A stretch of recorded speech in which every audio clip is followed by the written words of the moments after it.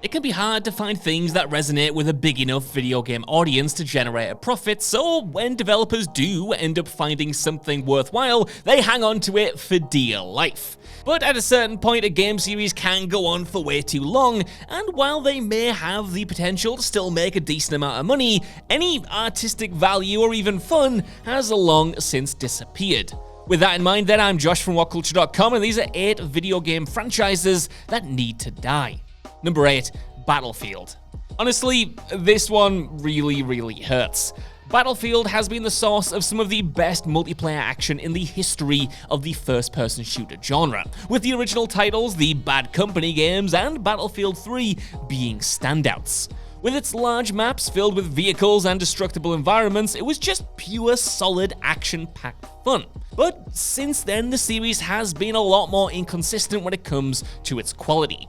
Battlefield 4 had a terrible launch, but did eventually rescue itself to become one of the best in the franchise. Spin-off Hardline did little to move the needle. Battlefield 1 was well received, but 5 afterwards, yeah, gaming titles are weird, was a major disappointment.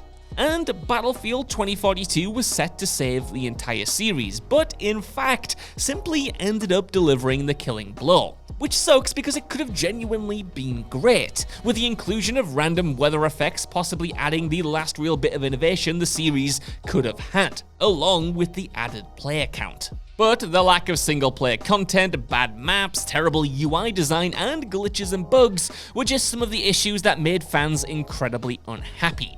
By now, it's clear that EA has no idea what it's doing with Battlefield, and a few years on ice and a major retooling needs to be on the cards. Number 7, Far Cry. Remember Far Cry 3? Of course you do. Everyone loves that game. It's one of the most influential open-world titles ever made. So influential, in fact, that Ubisoft has been trying to ape it for a full decade now. While a few spin-offs did try to experiment, the mainline games have been doing the same thing, often just bigger and more bloated.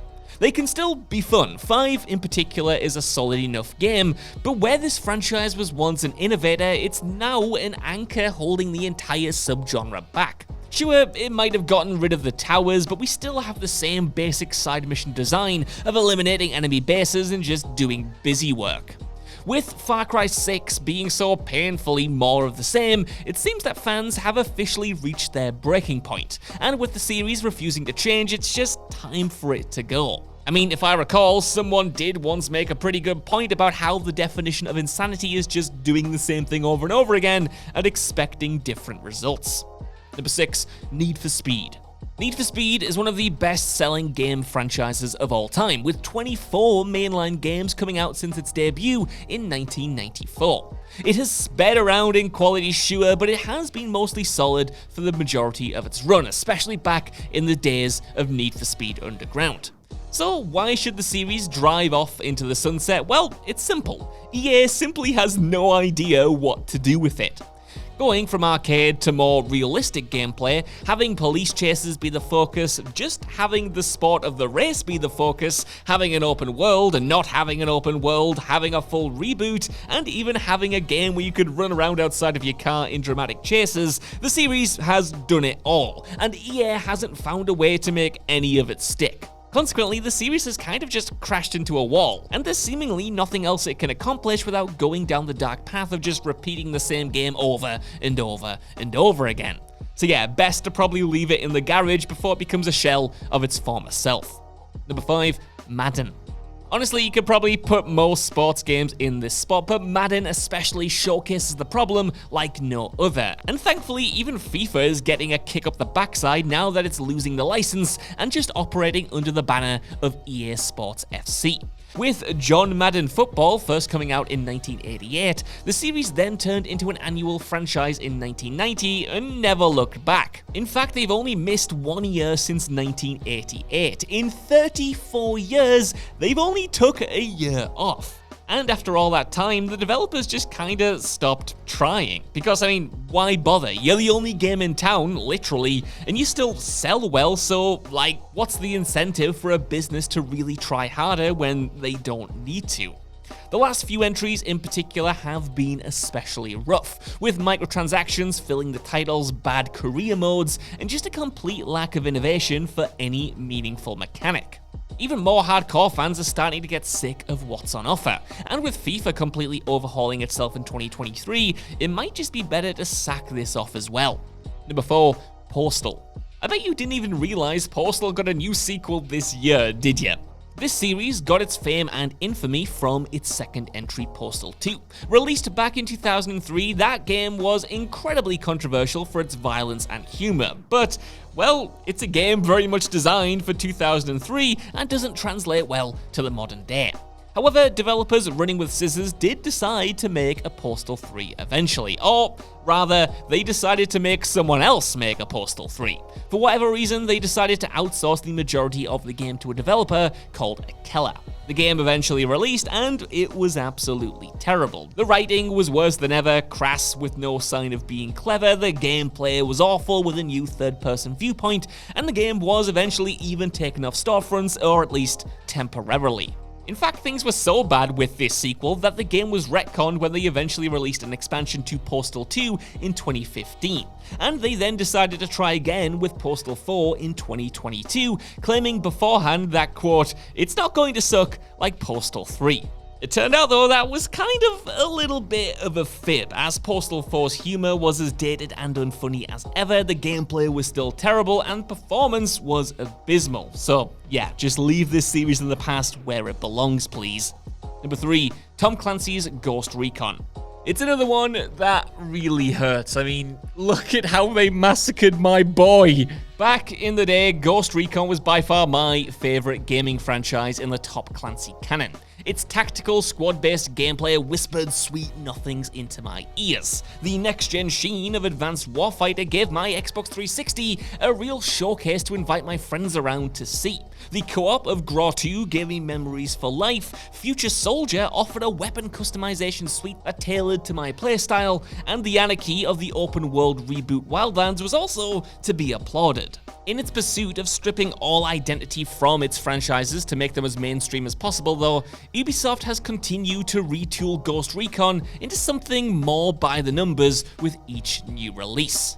The last main game, Ghost Recon Breakpoint, was also hilariously the breakpoint for the entire franchise as well, stripping back unique features and being heaped with bug after bug that made the experience virtually unplayable at launch.